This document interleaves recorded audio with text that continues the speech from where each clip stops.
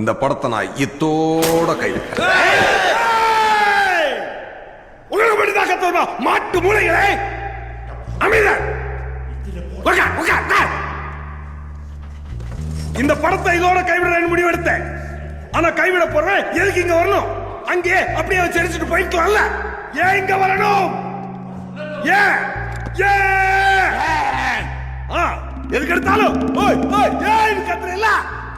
கொஞ்சம் மூளையை உபயோகிச்சு ஏன்னு கேளு, பதில் சொல்றேன். கேளு.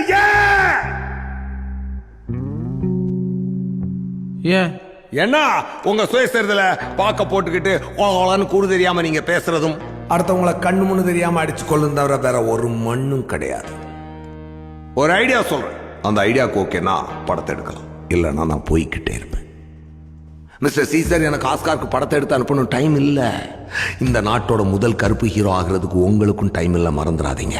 ஏன்னா அபூர்வ ராங்கல் இப்போ புது படம் ஒன்று ரிலீஸ் ஆயிருக்கான். அதுல ரஜினிகாந்த்னு ஒரு புது பையன் கருப்பா கலையா ரொம்ப நல்லாவே நடிக்கிறாராம். ஏதோ கூடிய சீக்கிரமே பெரிய ஹீரோ ஆயிடுவார் சொல்லிக்கிறாங்க. ரஜினிகாந்தா? எஸ்.